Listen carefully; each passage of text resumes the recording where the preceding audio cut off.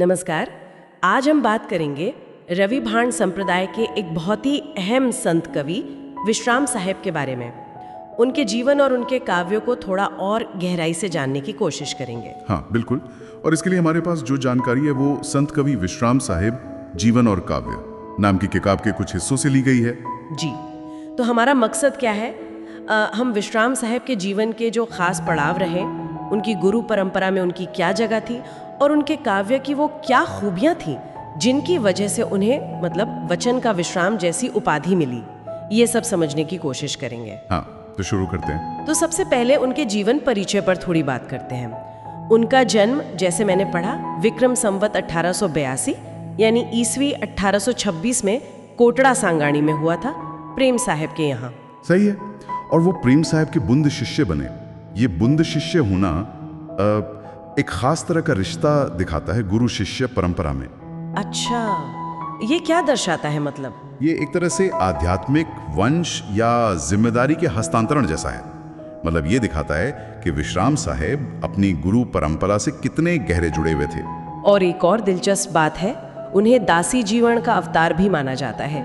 दासी जीवन ने तो ठीक 1 साल पहले विसंवत 1881 में समाधि ली थी। हाँ, ये बात उनकी आध्यात्मिक प्रतिष्ठा को और बढ़ा देती है और साथ ही उन्हें वचन का विश्राम भी कहा गया। वचन का विश्राम, इसका क्या मतलब हो सकता है? कुछ खास?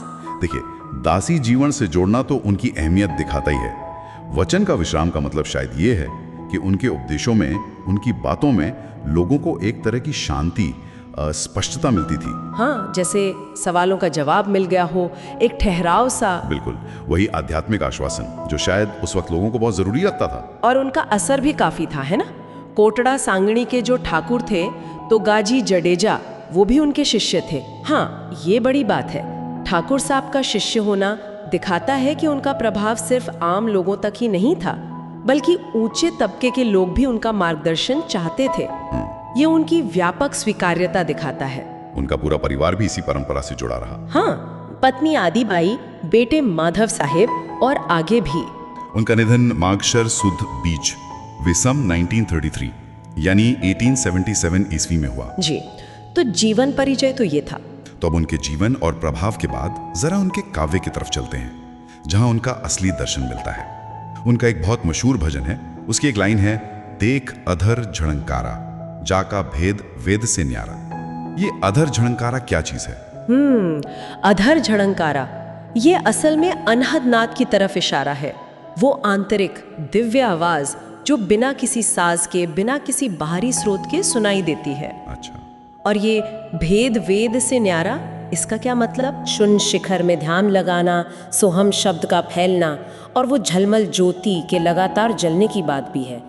ये सब तो अंदर की ही बातें हैं। बिल्कुल, ये सब गहरी आंतरिक साधना और आत्म साक्षात्कार के अनुभव हैं, और यहीं पर गुरु का महत्व सबसे ज्यादा बताया गया है। हाँ, उसमें कहा है कि बिना गुरुगम यानी गुरु की कृपा या ज्ञान के ये खोज बेकार है। सही। और इसे अनुभव कौन कर पाता है?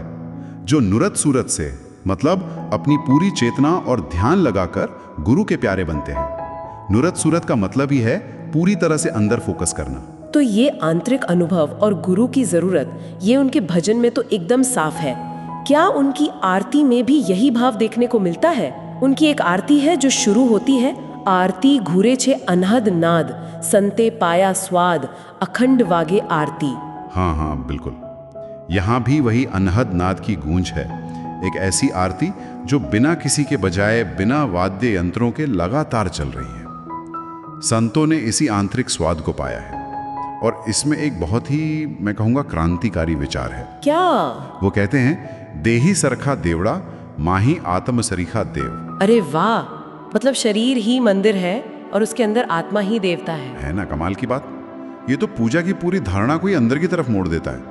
बाहरी मूर्ति पूजा या कर्मकांड से हटकर अपनी ही आंतरिक दिव्यता पर फोकस। सही कहा। और आरती आगे उस अखंड ज्योति की बात करती है जो बिना रुई, बिना बत्ती, घी या तेल के जल रही है।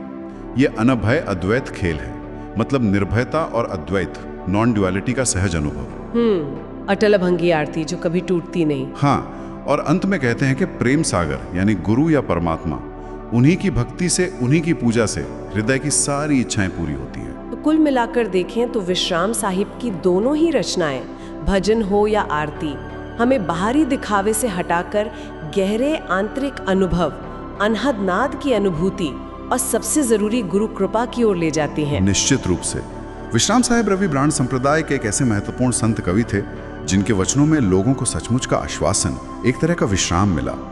उनका पूरा काव्य बाहरी कर्मकांडों की बजाय आंतरिक अनुभव, गुरु के मार्गदर्शन से मिलने वाली सहज अद्वैत स्थिति पर ही जोर देता है। सही। और यहाँ एक सोचने वाली बात ये उठती है, जो शायद श्रोताओं के लिए भी हो, कि शरीर को मंदिर और आत्मा को देवता समझने की ये जो दृष्टि है, जो विश्राम साहिब की आरती में मिलती है, वो आज के समय में, मतलब हमारे समय में, व्यक्ति की खुद के बारे में जो धारणा है और उसकी अपनी आध्यात्मिक खोज है, उसे किस तरह से प्रभावित कर सकती है या एक नई दिशा दे सकती है, ये सोचने वाली बात है।